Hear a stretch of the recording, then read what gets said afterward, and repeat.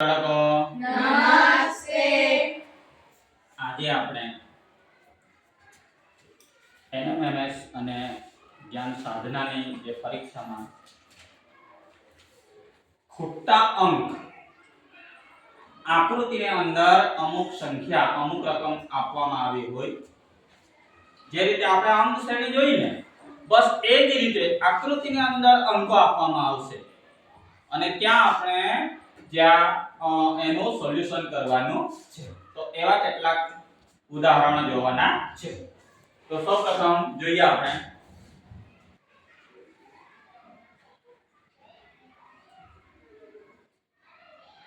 ચાલો ખૂટતા અંક એટલે કે પેટર્ન. હવે અહીંયા તમને કેટલાક એવા પ્રશ્નો આપવામાં આવ્યા હશે કે અહીંયા જે એક બોક્સ છે ચોરસ છે બરાબર એની અંદર અંક આપવામાં આવ્યા છે.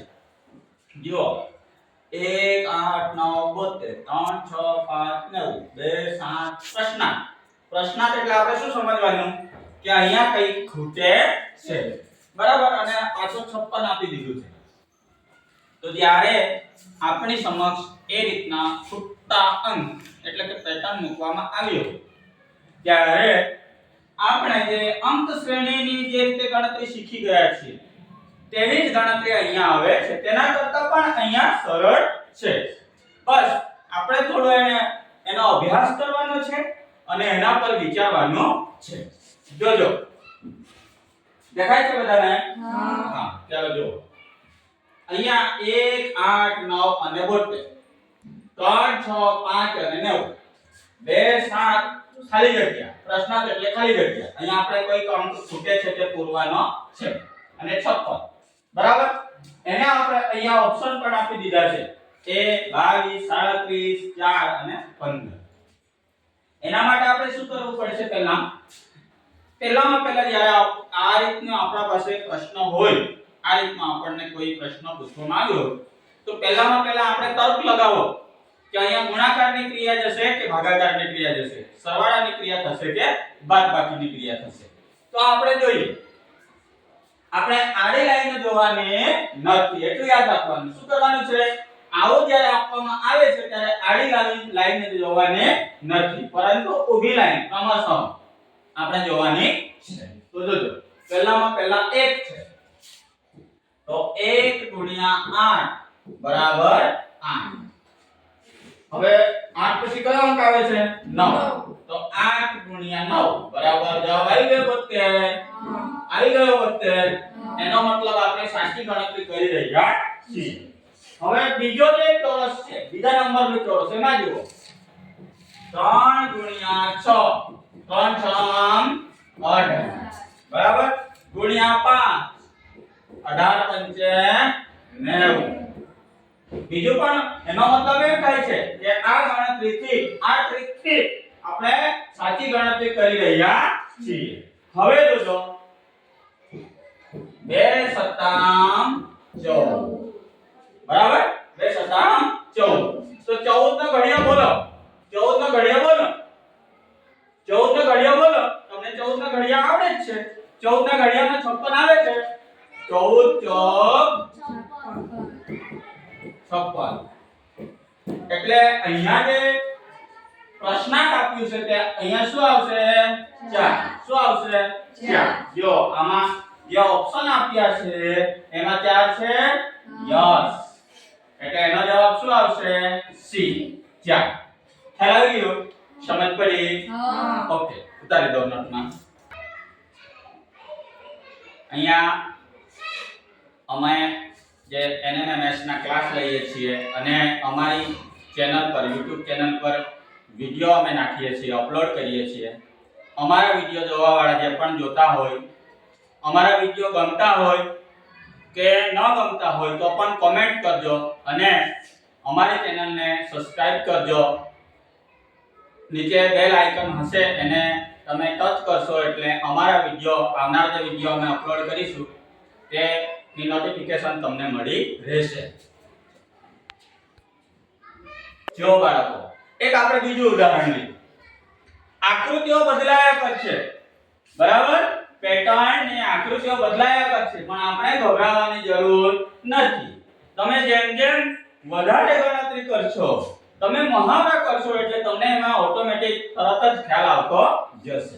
અહીંયા આપણી પાસે એક આકૃતિમાં ખૂટાંક પેટર્ન, અહીંયા એક આકૃતિ આપવામાં આવી છે, બરાબર? એનો સૌપ્રથમ અભ્યાસ કરો. તો તમે ક્યાંથી પણ અભ્યાસ કરી શકો છો, એને ક્યાંથી પણ તમે વાંચી શકો છો. તો આપણે જોઈએ કે 3 4 પ્રશ્નાર્થ 5 9 2 9 25.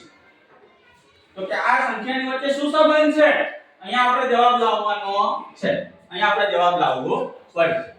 તો આ આકૃતિને જોતા અને એને સમજતા એમ થાય છે કે જુઓ અહીંયા નાનામાં નાની સંખ્યા 2 છે. કઈ છે?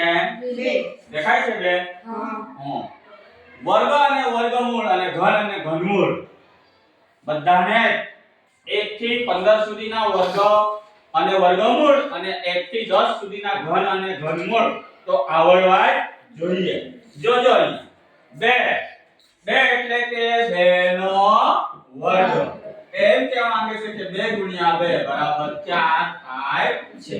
જો આ 2 છે તો 2 ની વિરોધ દિશામાં અહીંયા 4 છે એટલે જવાબ આવી ગયો છે. ત્યારબાદ જોઈશું આપણે 3. કઈ સંખ્યા જોઈશું? 3. તો ચાલો 3 નો ઘન કરી દઈએ, 3 નો વર્ગ કરી દઈએ. તો જોઈએ 3 ગુણ્યા 3 3 તારી 9. 3 ની વિરોધ દિશામાં 9 આવી ગયો. આવ્યો જવાબ. ઓકે, આગળ જઈએ. અહીંયા બાજુમાં 5 છે. શું છે? 5. તો 5 નો વર્ગ કરી દો. 5 ગુણ્યા 5 25. 5 ની વિરોધ દિશામાં 25 આવે છે. એનો મતલબ એવો થાય છે કે હવે આપણે સાચી દિશામાં આ પેટર્નની ગણતરી કરી રહ્યા છીએ. હવે આપણી પાસે બાકી શું રહ્યું? 9. શું બાકી રહ્યું? 9. તો 9 નો વર્ગ કરી દો. 9 નો વર્ગ બરાબર 9 ગુણ્યા 9 બરાબર 9 81. તો અહીંયા શું જવાબ આવશે? 81. શું જવાબ આવશે? 81. ચાલો એના ઓપ્શન અહીંયા આપણી પાસે આપ્યા જ છે. A માં 81, B માં 64, C માં 32, D માં 20. 81 જવાબ છે. એટલે આપણે આ રીતે આ પેટર્નને સોલ્વ કરી શકાય છે. ચલો ઉતારી દો તમારી નોટબુકમાં. પૂછજો પાછા હા બાળકો. ગભરાવાનું તમને બીક લાગે છે? ઓકે, તો પૂછવાનું હા. ઉદાહરણો જોઈએ. હજી આપણે કેટલાક વધુ ઉદાહરણો જોઈએ. જો અહીંયા એક આકૃતિ આપવામાં આવી છે, બરાબર? હવે આકૃતિ પેટર્ન આખી બદલાય છે. આકૃતિની પેટર્ન બદલાય છે. પહેલા આપણે જોયું હતું તો ચોરસ બોક્સ, પછી જોયું તો દિશાવાળું જે રીતે આપણે બનાવે ને એ રીતનું હતું. હવે અહીંયા એક વર્તુળ છે અને વર્તુળમાં પણ વર્તુળ છે. અહીંયા જુઓ, પહેલા અંદરથી ચેક કરો. 6 12 20 અને પ્રશ્નાર્થ એટલે કે અહીંયા કયો અંક ઘટે છે, કયો અંક ખૂટે છે. બાજુમાં જુઓ 3 4 5 અને 2. બરાબર? હવે આ આકૃતિને જોતા એમ આપણે એને તપાસ કરવાની છે. કઈ ક્રિયાઓ કરી જોવાની છે? પહેલા સરવાળા કરી જુઓ, પહેલા બાદબાકી કરી જુઓ, પછી ગુણાકાર કરી જુઓ. તો અહીંયા આપણે કરીશું તો દાખલા તરીકે 2 માં 3 ઉમેરીએ તો 5, તો અહીંયા તો 6 થાય છે એટલે નિષ્પદ એનો સંબંધ છે નહીં. તેવી જ રીતે અહીંયા 3 અને અહીંયા 4 તો એનો સરવાળો કરીએ છીએ તો 12 થાય છે. સોરી 3 અને 4 નો સરવાળો 7 થાય છે અને અહીંયા આપણી પાસે શું આપેલું છે નંબર કયો? 12. એટલે અહીંયા પણ સરવાળાની ક્રિયા થતી નથી. બાદબાકી તો થશે જ નહીં. 2 માં 3 માંથી 2 જાય તો 1 આવે એટલે બાદબાકીથી તો આ સંબંધ કોઈ એનો નિષ્પદ છે નહીં. આપણે ગુણાકાર કરી જોઈશું. આજે જોજો અહીંયા 2 છે તો 2 ગુણ્યા આ 3 કરી જુઓ તો 2 તારી 6 આવ્યો. આવે છે? એટલે એનો મતલબ એવો થઈ રહ્યો છે કે કદાચ ગુણાકારથી આ પેટર્ન, આ આકૃતિની પેટર્ન નું સોલ્યુશન થઈ જશે. જોજો હવે બીજા નંબરમાં જુઓ 3 ગુણ્યા 4. 3 ગુણ્યા 4 કરતા કેટલો જવાબ આવશે? 12. 3 ચોક 12 આવી ગયો 12 આવ્યો ને જવાબ ઓકે આગળ જુઓ હવે આપણે આ 4 જે છે ને આ 5 છે એની ગુણાકારની ક્રિયા કરી જોઈશું તો 4 ગુણ્યા 5 4 50 20 શું આવ્યો જવાબ 20 હા આવ્યો છે આવી ગયો ને ઓકે તો અહીંયા જે ઘટે છે ને અહીંયા હવે આપણે શું કરીશું હાથ ઉપર હોવો જોઈએ બોલ બેટા 5 અને 2 ને ગુણીશું 5 અને 2 ને ગુણીશું શાંતિ બેટા બોલજો તું શું કહેવા માંગે છે 5 અને 2 ને ગુણીશું ચાલો 5 અને 2 ને ગુણીશું તો 2 ગુણ્યા 5 2 50 10 અહીંયા કેટલો જવાબ આવશે 10 જો ઓપ્શન જુઓ A માં 12 છે B માં 10 C માં 6 અને D માં 9 તો આપણે જે ગણતરી કરી 10 જવાબ તો આમાં ઓપ્શનમાં છે 10 હા છે ક્યાં B નંબરનો ઓપ્શન છે એમાં 10 જવાબ છે એટલે આનો જવાબ શું આવે છે 10 આવે છે 10 આવશે બરાબર ચાલો નોંધ કરી લો ચાલો હજુ વધુ ઉદાહરણ માટે હજુ અહીંયા એક તમારી સમક્ષ આપણા બોર્ડ પર આકૃતિ મૂકવામાં આવી છે જો અહીંયા બે આકૃતિ મૂકી છે કેટલી આકૃતિ મૂકી છે બે જોજો પહેલું ચોરસ છે અને ચોરસમાં પણ ચોરસ છે ડિઝાઇન તો જો 101 43 15 35 38 પેલી આકૃતિમાં આપણે વાંચીને સમજી તો અહીંયા પણ જુઓ 184 56 34 48 અને અહીંયા જે વચ્ચે નંબર આપ્યો છે ને 38 પણ અહીંયા આપ્યો નથી સમજ પડે છે અહીંયા આપણને આપ્યો નથી હવે આપણે શું કરવાનું છે તો કે અહીંયા ગુણાકારની ક્રિયા કરીશું જો અહીંયા તો લગભગ કરીને એનો જવાબ એનો તાળો આવી શકવાનો છે નહીં એટલે અહીંયા જુઓ મોટા નંબર્સ આપી દીધા છે ને બરાબર હવે 15 તારીખ 45 તો 43 સાથે સંબંધ નથી 15 તો 30 તો 35 અને કશું સંબંધ ગુણાકારનો લાગતો નથી બરાબર ભાગાકાર કરતા પણ અહીંયા સંબંધ આવશે નહીં અહીંયા આપણે કરી જોઈશું પહેલી આકૃતિ જુઓ પહેલી આકૃતિમાં કોઈ પણ એક નંબર્સ ને લો પણ હંમેશા જ્યારે આવી આકૃતિ આપવામાં આવી હોય ત્યારે આ રીતના નંબર્સ જોવાના નહીં આડા નંબર ક્યારેય જોવાના નહીં આડા નંબરથી ચેક કરવાનું નહીં તમારે સીધો ઊભા નંબરથી ચેક કરવાનું કયા નંબરથી પહેલા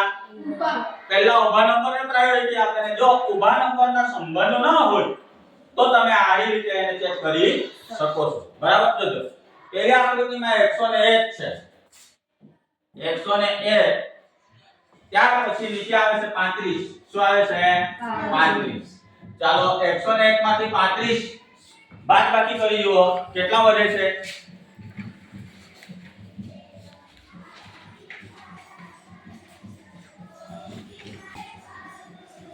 કેટલા વધે બોલો જો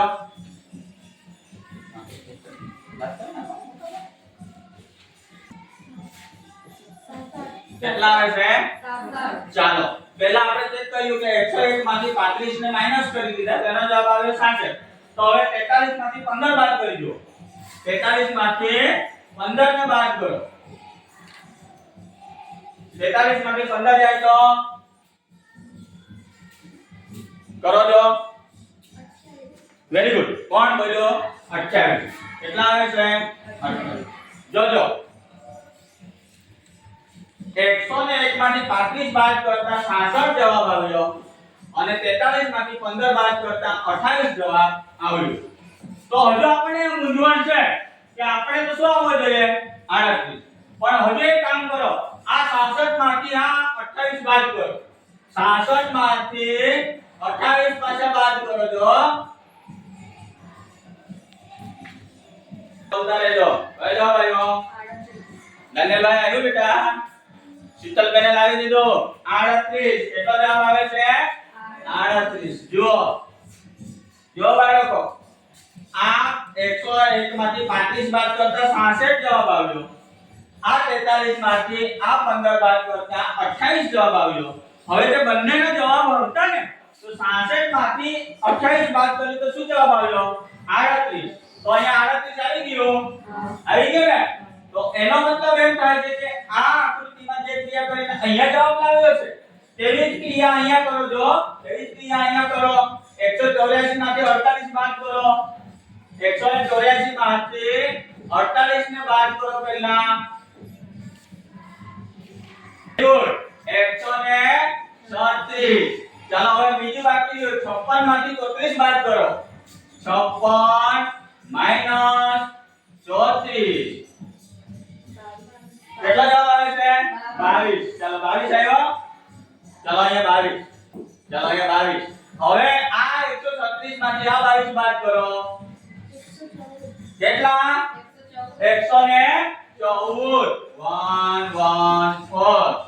એટલે એનો મતલબ એમ થાય છે કે અહીંયા જે ખૂટતો આવશે 114 છે હવે આપણે ઓપ્શન જુઓ એ ઓપ્શન ની અંદર 114 બી ઓપ્શન ની અંદર 142 સી ની અંદર 158 ડી ની અંદર 198 114 જવાબ આવ્યો ને આપણો આવી ગયો ઓપ્શન એ માં જવાબ આવી ગયો સમજ પડે છે હા મજા આવે કે નહીં મજા આવે આપણે તો બહુ મજા આવે બરાબર ચાલો ઉતારી દો આપણે આકૃતિ માખુટામ પેટર્ન નો એક વધુ ઉદાહરણ જોઈએ જોજો અહીંયા એક અલગ પ્રકારની આકૃતિ આપવામાં આવી છે ફુગ્ગાવાળી કહીએ ફુગ્ગા જેવું દેખાય છે ને આકૃતિને જોતા એમ ખ્યાલ આવે છે કે અહીંયા ફુગ્ગામાં નંબર આપેલા છે જોજો આ પહેલા નંબરની જે આકૃતિ છે પહેલી આકૃતિ જુઓ 24 30 અને 6 બીજી આકૃતિ જુઓ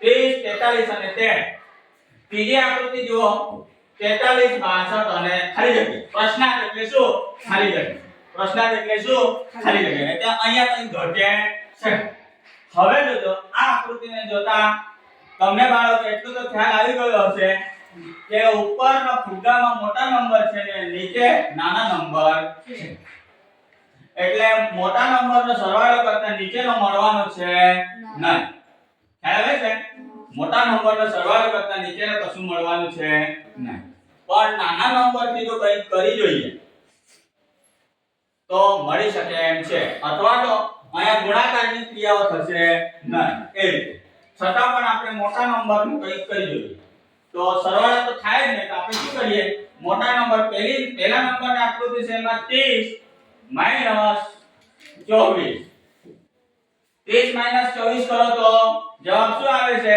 4 આમાંથી આ બાદ કરતા શું આવ્યું 6 આવે છે તો બીજી નેક્સ્ટ આકૃતિ ચેક કરી જુઓ અહીંયા પણ 43 માંથી 30 બાદ કરી જુઓ શું મળ્યો 13 આવે છે મતલબ એવો છે કે ઉપરના મોટા નંબરને જો બાદબાકી કરવામાં આવે તો નીચેનો નંબર બંને આકૃતિમાં આવે છે તેનો મતલબ એમ થાય છે કે ત્રીજી આકૃતિમાં પણ 62 માંથી 43 બાદ કરીશું તો એનો જવાબ આવશે વેરી ગુડ કેટલા બાળકોને ખબર કેટલાનો સાચો જવાબ આવ્યો 19 ઘણા બધા બાળકોને આવે છે એટલે અહીંયા જવાબ શું આવશે 19 એમ એ પેટર્ન કહેવા માંગે છે એનો સોલ્યુશન આ રીતે થઈ શકે છે ખ્યાલ આવી ગયો ઓકે છે વધુ ઉદાહરણ માટે વધારે સમજવા માટે આપણી સમક્ષ હજુ એક આકૃતિ આપણા બોર્ડ પર મૂકવામાં આવી છે અહીંયા પણ આકૃતિ 1 2 અને 3 કેટલી આકૃતિ આપવામાં આવી છે 3 જ્યારે આવો ત્યારે તમે કોઈ પણ એક જ આકૃતિનો પહેલો અભ્યાસ કરો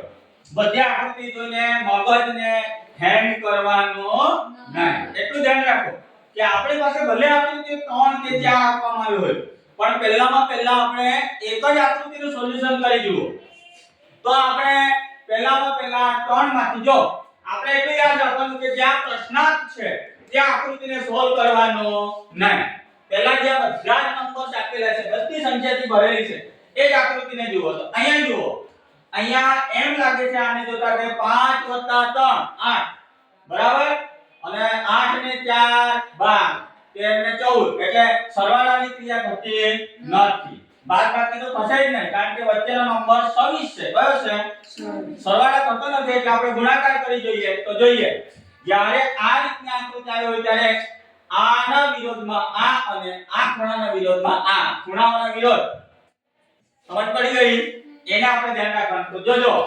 5 અને 5 નો વિરોધ કોણ છે 4 તો 5 નો વિરોધી 4 5 ચોક 20 બેનો વિરોધી કોણ બોલશે બેનો વિરોધી કૃષ્ણભાઈ 3 2 ગુણ્યા 3 2 તારી 6 જોજો એનો ને એનો ગુણાકાર કર્યો તો 20 આવ્યો બેનો ને 3 નો ગુણાકાર કર્યો તો 6 આવ્યો અને એનો સરવાળો કર્યો શું કર્યો 20 અને 6 26 વચ્ચેનો જવાબ આવી ગયો આવે છે ને એટલે એનો મતલબ એમ છે કે પહેલી આકૃતિનું સોલ્યુશન આ રીતે થાય છે તો બીજી આકૃતિનું પણ કરી દઈશું ચાલો 8 નો વિરોધી કોણ છે 8 ચોક 32 8 ચોક 32 હવે 5 નો વિરોધી કોણ છે ચાલો જોઈએ 5 ગુણ્યા 6 5 6 30 એનો સરવાળો કરી જુઓ